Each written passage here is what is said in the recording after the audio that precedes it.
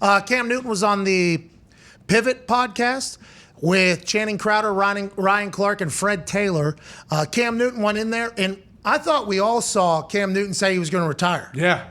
After the season, he had his hat on. Obviously, he looked incredibly fresh.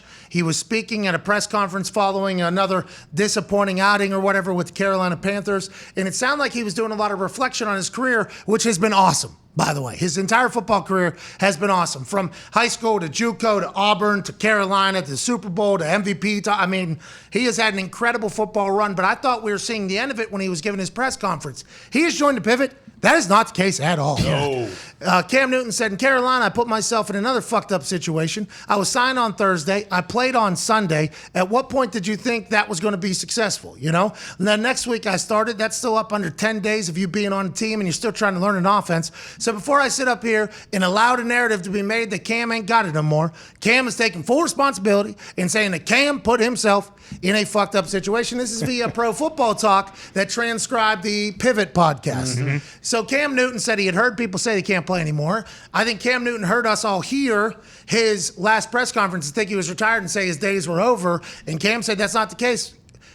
New England, I think he talked about COVID at the very beginning of the year. Fucked up situation. Carolina starting 3 days after you get to a team trying to learn the offense. Definitely a tall task, but I think we all thought his best days were behind him, just like Channing Crowder said right to his face. Channing Crowder, one of the most electrifying football players in the history of football players, one of the most electrifying people on the absolute internet and in podcasts and on radio. He said, hey, you ain't got it anymore.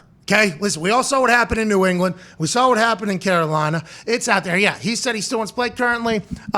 There's not 32 guys better than me, Cam Newton said. Former NFL linebacker Channing Crowder, one of the hosts of the Pivot podcast, pushed back. You are 33 years old, Crowder said. You done got old. You're one of the best 32 quarterbacks in the world right now? Cam, I cannot accept that. I can't accept it. I saw what you did in New England. When you went back to Carolina, I saw what happened. Like, the proof is in the pudding. Channing Crowder said to Cam Newton right to his face on the Pivot podcast, why everybody loves Channing Crowder, by the way. Yeah. And Cam Newton responded with fucked up situations and does not believe that is the case. AJ, Cam Newton is one good workout video on Instagram away from me being like, here we go. This guy is all the way back, AJ. But honestly, I think Channing Crowder is echoing the sentiments of a lot of people right now with Cam Newton. He has no offers available yet from any team, but the Carolina Panthers, I guess, have allegedly left the door open. Another fascinating story that has kind of popped up here on June 7th that I thought was kind of done with, but Cam Newton might be back in the NFL. Here we go. Okay. It might be he just had to let people know that, hey, I'm not retired, because I would imagine front offices, other places may think, we won't reach out to him. Maybe he's probably hanging it up. But, Cam does bring up a good point, whether obviously everyone, as they get older, their skills diminish at some point, whatever. But to be signed on Thursday, to start on Sunday at any position in the NFL is very, very difficult. But every position but the quarterback position, you can kind of figure it out a little bit. Now, if a receiver, you got to know the routes, but you could ask, hey, what do I got here? Okay, and you can get help. Quarterback, you can't get help. There's no one out there that you can look to. Maybe a center if he's a veteran and he knows the whole playbook, like something. But there's just so much that you have to learn still. And then 2 starts within 10 days. Yeah, he feels a little bit better, but not that much better when you're out there. So if you're not confident in what you're supposed to do, even like the playbook, let alone, hey, I gotta, look this guy off, do this, do that. If you're not even 100% sure on what the play is, like, how are you supposed to make plays? He has to ask somebody from each position group. What do you guys got on this? All right, emotion. All right. Tight end, what do you? Running back, what do you?